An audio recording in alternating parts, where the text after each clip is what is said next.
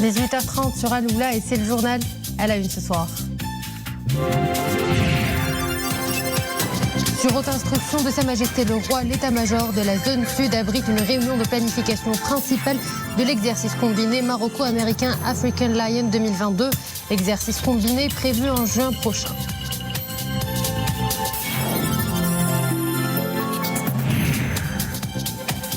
Maroc-Malawi, le match de 8e de finale pour les Lions de l'Atlas, c'est dans 1h30. Le coup d'envoi de la rencontre Maroc-Malawi sera donné au stade Ahmadou Ahidjo de Yaoundé. Nous ferons le point de notre chronique spéciale Cannes.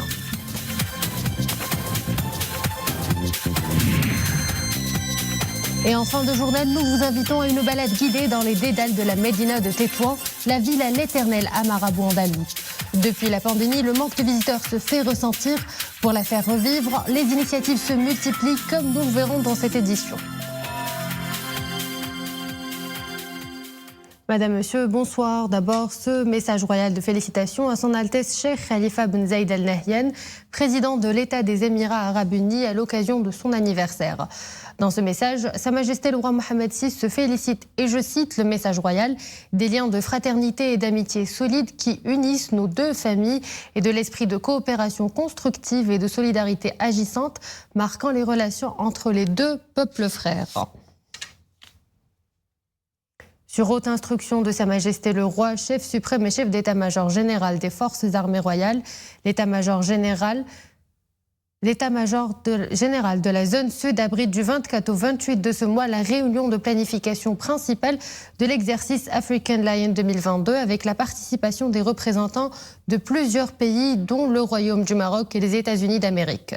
L'objectif de cette réunion est d'arrêter les modalités d'exécution des différentes activités de l'exercice African Lion 2022 qui engloberont en plus des formations portant sur les volets de plusieurs domaines opérationnels, les entraînements sur les opérations de lutte contre les groupes terroristes, des exercices terrestres, aéroportés, aériens, maritimes et de décontamination nucléaire, radiologique, biologique et chimique. C'est ce qu'indique un communiqué de l'état-major général des forces armées royales.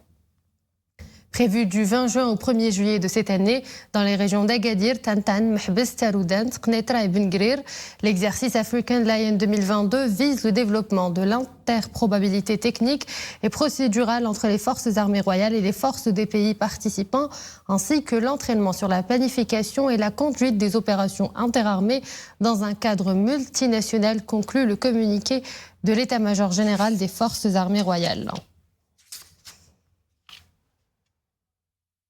Covid-19, le bilan journalier des nouvelles infections totalise aujourd'hui 6 362 nouveaux cas d'infection, 34 nouveaux décès, une nette hausse des nouveaux cas sévères ou critiques avec 150 nouvelles admissions, dont 27 sous intubation.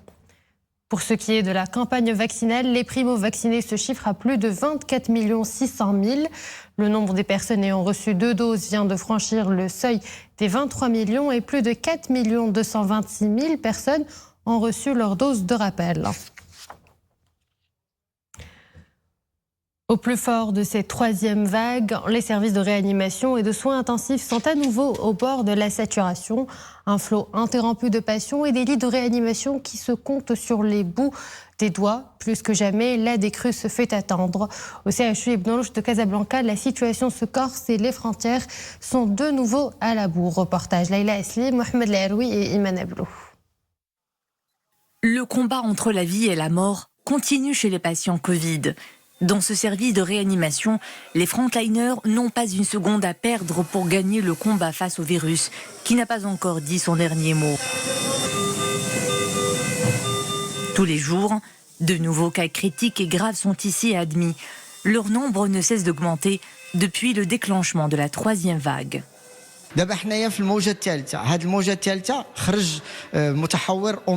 Nous en sommes à la troisième vague depuis l'apparition de Micron. Certains ont tendance à croire que ce variant ne présente aucun danger. C'est faux. Il suffit de passer par ce service pour constater que le nombre des cas graves est en hausse. Leur prise en charge est éprouvante. Ici, les sujets âgés et ceux qui n'ont pas bénéficié de la dose de rappel constituent la moitié des patients en réanimation. Ils sont au nombre de 6.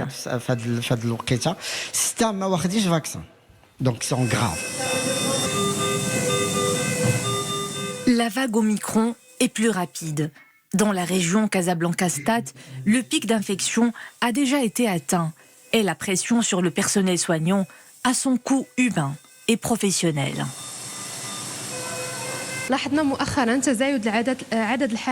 Ces derniers jours, les cas graves et critiques affluent sur les services de réanimation. Nous sommes donc sous pression. Les médecins et infirmiers travaillent d'arrache-pied pour sauver des vies. Beaucoup d'entre nous ont chopé le virus. Certains ne sont plus aptes à travailler. Nous ne sommes pas encore à bout du virus. Prenez bien garde, tenez-vous à distance, désinfectez-vous les mains dans l'attente d'un retour à la normale.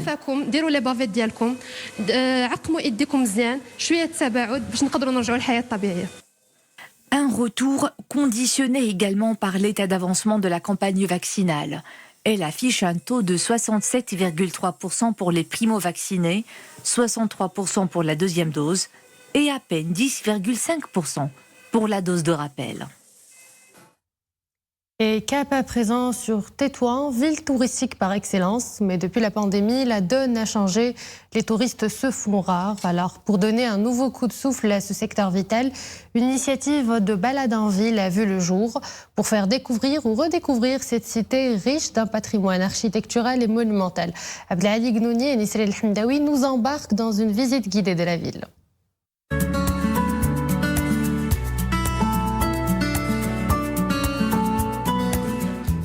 Et c'est parti pour une virée dans les dédales de la Médina de Tétouan, la ville à l'éternelle âme arabo-andalouse. Ces visiteurs viennent de l'Araïch et de Tanger. Ils arpentent ces ruelles pour redécouvrir le cœur authentique de la Paloma Blanca. Leur déplacement est un geste de solidarité envers les professionnels du tourisme. Et pour que la virée soit réussie, ils suivent le guide Abdelwahed, visiblement nostalgique au jour d'avant, lorsque les touristes peuplaient les quatre coins de Tétouan.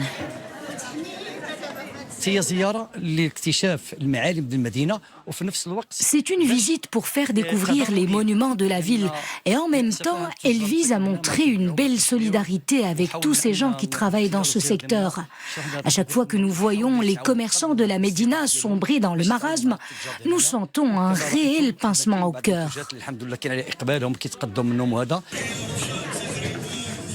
Ces visiteurs joignent l'acte à la parole. Pour booster l'activité commerciale dans la Médina, ils font une halte chez les vendeurs de produits artisanaux. La promotion du fait maison passe d'abord par le client local. C'est le message qu'ils entendent véhiculer. Nous sommes appelés à acheter les produits marocains pour que les maîtres artisans puissent sortir la tête de l'eau. Chacun achète ce qu'il veut pour montrer son soutien à ses commerçants. Avec ses remparts, ses majestueuses portes, ses mosquées, ses musées et ses bâtisses toutes de blanc vêtues, la Médina de Tétouan raconte une histoire riche par sa pluralité. Notre idée était d'essayer d'insuffler une nouvelle énergie au tourisme à Tétouan. Nous voulons faire la promotion des voyages internes. Les visiteurs marocains peuvent apporter de la valeur à cette belle ville.